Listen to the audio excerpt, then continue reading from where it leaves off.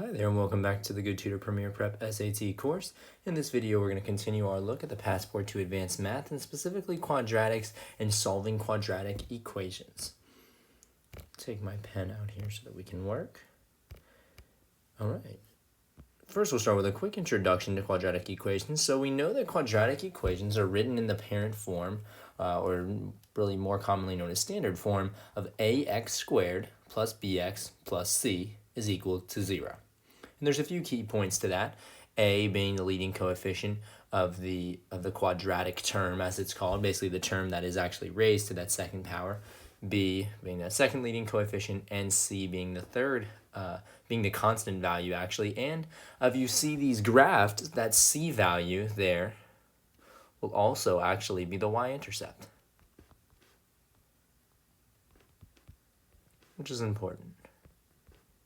And that's just going to be where that graph, where that parabola, as you see in that bottom right corner, that shape, right, where that is going to touch the y-axis.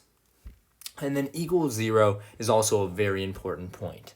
So I would definitely take the time to write this down. Know that when we see quadratics, they should be in this form of ax squared plus bx plus c is equal to 0. Basically all the other terms on one side and then nothing left on the other side of the equation. It's important to know that they're also referred to sometimes as parabolic equations or parabolic functions, as their graph forms a shape known as a parabola, which is again that shape there that I circled in the bottom right corner. That shape of that graph there is a parabola. And there are actually 3 different methods that we're going to use to solve quadratics on the SAT, and they are factoring, completing the square, and using the quadratic formula, which we're about to go through each of the 3 right now. All right, so the first example that we have here is factoring. This is probably the most basic of the 3 ways to solve a quadratic, but it's certainly a very effective way and something that you're going to see regardless of when you take the SAT. So our example that we'll use is given the problem x squared plus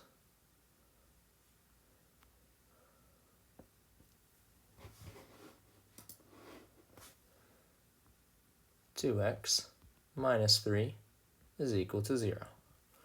All right. So now the most common thing that I like to do when I factor a quadratic is to ask myself 2 things. And again, we see that this is in that standard form, right, of ax squared plus bx plus c is equal to 0. And I like to ask myself 2 questions, the first of which is what adds to that leading coefficient, or that b value, right? And then what multiplies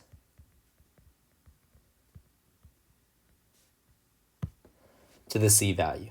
So that's really what we're looking for here. So what adds to that value and multiplies to this value? And that's going to give us the 2 terms that we need. So if we think about it, and you can go ahead and you can pause the video if you'd like, and take a minute to think about this. What 2 numbers add to positive 2 but multiply to negative 3?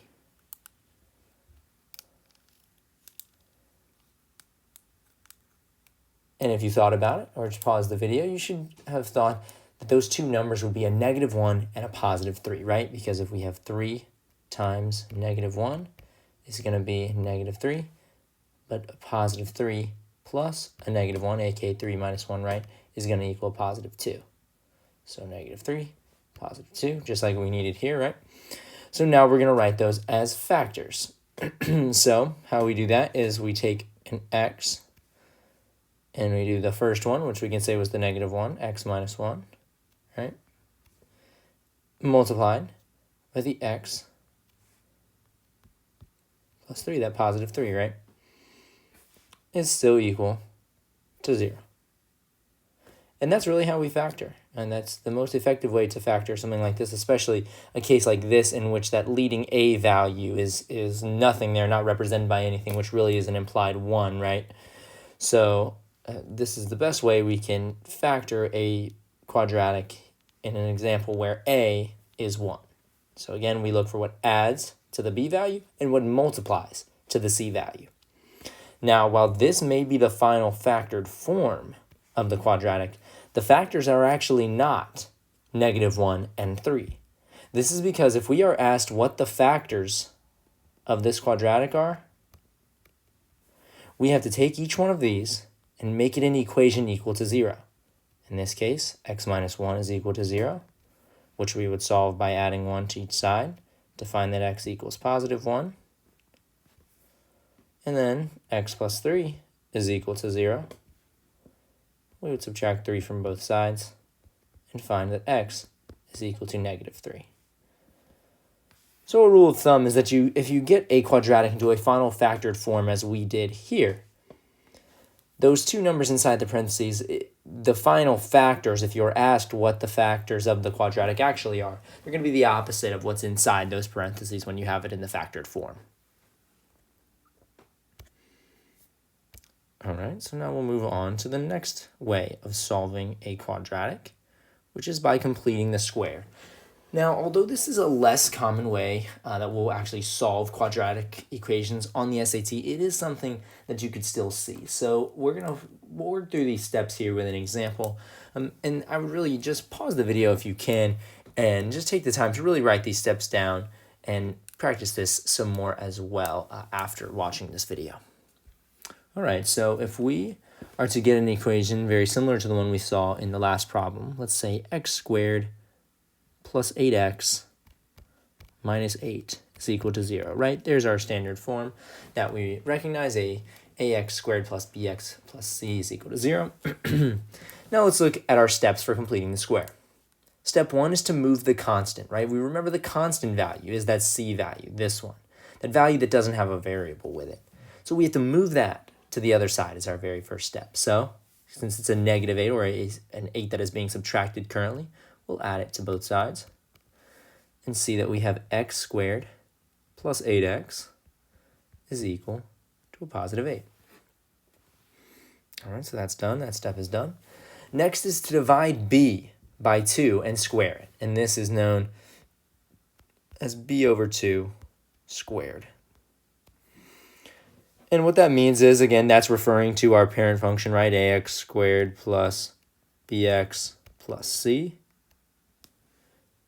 is equal to 0. So that b value is that second value, in this case, that 8 right there that I just drew the arrow to. So now we need to divide that by 2 and square it.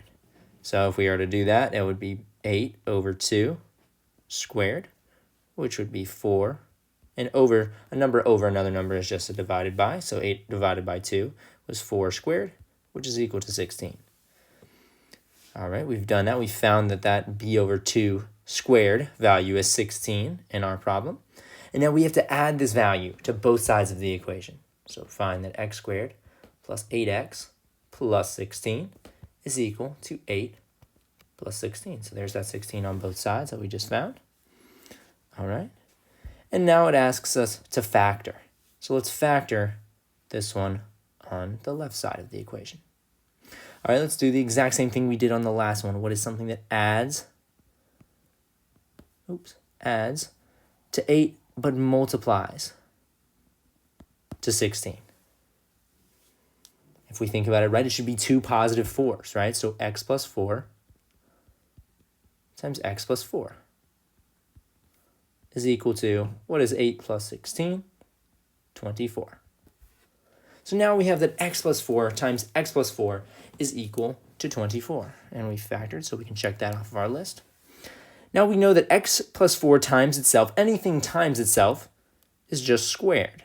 So x plus 4 squared is equal to 24.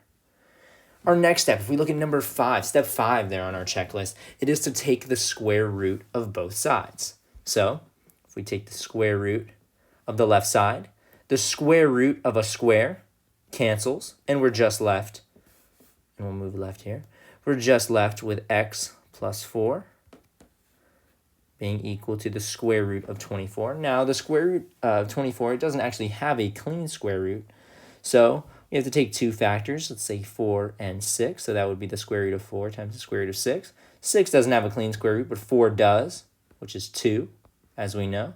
So this will simplify to 2 square root of 6. So the square root of 24 is the same thing as 2 square root of 6. So now, we actually, and it's very important to note that once we take the square root of something, when we're completing the square or solving for a quadratic like this, we must add plus or minus in front of whatever we've gotten. So now will we plus or minus 2 square root of 6?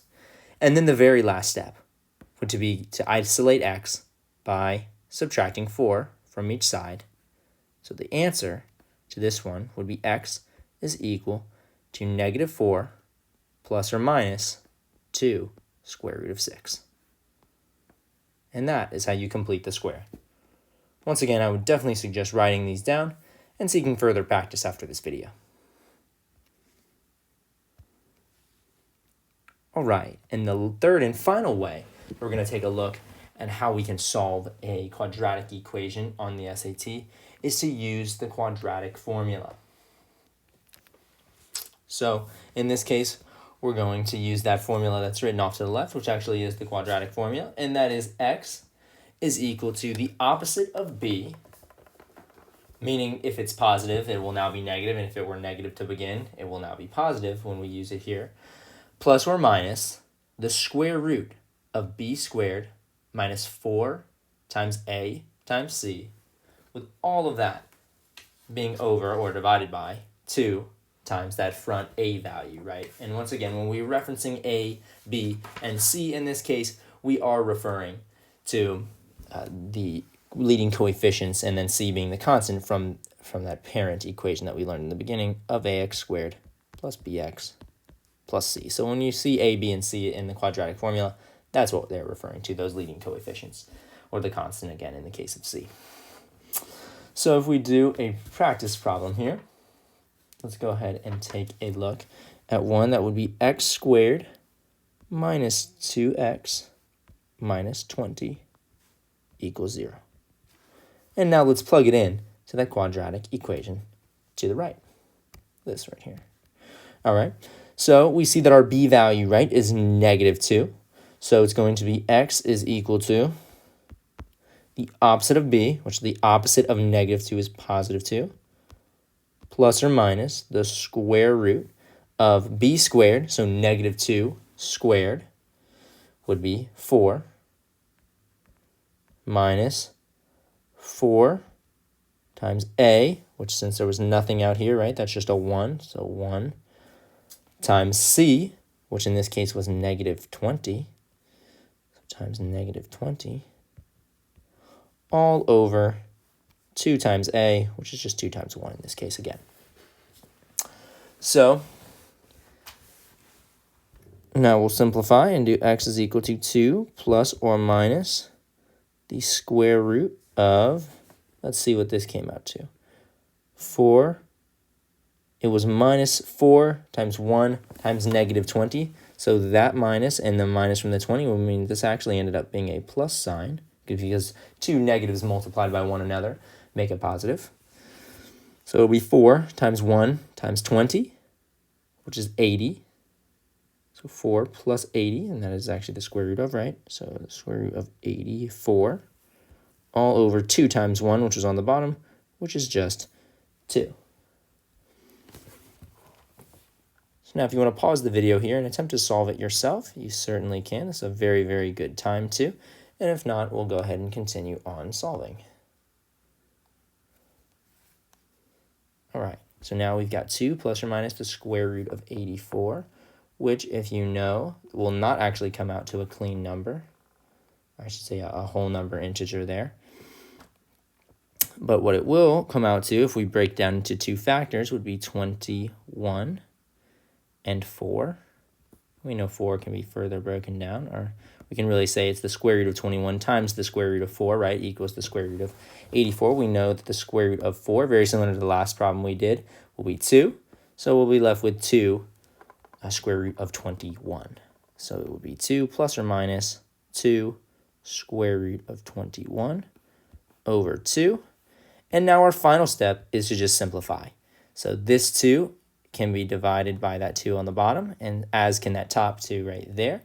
So we are left with 1 plus or minus 1 times the square root of 21, or just 1 plus or minus the square root of 21. That would be our final answer. And that's how you use the quadratic formula to solve a quadratic equation.